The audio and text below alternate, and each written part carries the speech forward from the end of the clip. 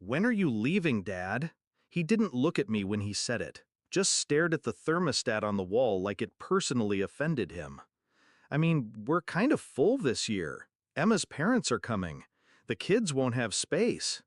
I stared at the dining table. 12 chairs. The same one I bought for him and his wife when they moved into this house. My house, once. Paid for the down payment. Installed the chandelier myself. I looked back at him. He wouldn't meet my eyes. I nodded once. No anger, no tears, just a simple truth. I'll go. The drive home was quiet. No music. Just the hum of the tires and the soft buzz of thoughts rearranging themselves. He didn't even have the decency to lie properly. No room? I changed his diapers in the back seat of my old Corolla. He once fell asleep in my arms with a fever of 104. I didn't sleep that night.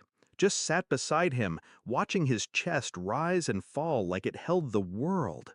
And now I was an inconvenient, a scheduling conflict. The next morning I had breakfast alone. No grandkids running up the driveway, no wrapping paper, no cinnamon in the air, just silence. Then I opened my phone. 18 missed calls, all from him. Let me rewind. 2 years ago, his business hit a wall. Loans, lawsuits, unpaid taxes. He called me in tears, said the bank was about to seize everything. I didn't hesitate. Sold half my retirement portfolio, liquidated 2 properties, wired him $280,000.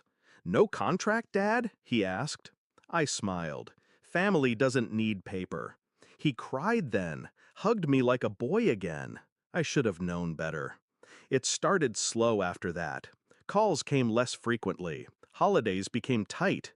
He started correcting me in front of his kids, like I didn't know how to hold a baby or boil pasta. Then last summer, I heard his wife whisper through the kitchen walls, "He needs boundaries. He thinks this is still his house." That's when the clock started ticking. I spent 6 months preparing, collected every text, every email, every bank transaction linked to the loan.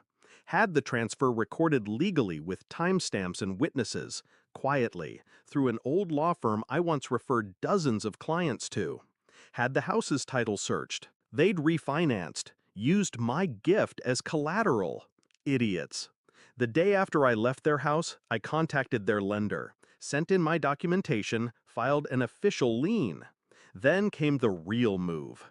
I sold my cabin in Vermont, hired a private equity scout to discreetly buy their mortgage from the bank.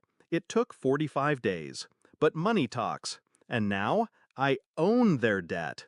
On Christmas morning, while they laughed around the table, I signed a foreclosure notice.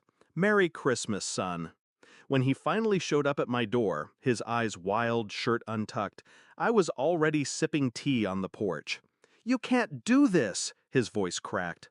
I tilted my head. I already did. This is my home. My kids. I cut him off with a look. Where was that concern when you told me there was no room? He fell quiet. Then anger took over. You said family doesn't need paper. I also said family doesn't forget, I said, rising. But you did. They begged, offered to repay the loan, but I wasn't interested in the money.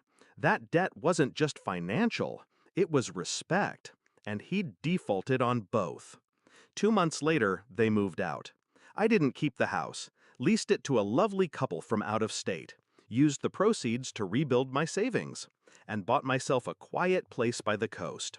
Sometimes I see photos online. Their new apartment. Smaller, no yard. They still smile, but there's a hollowness to it now.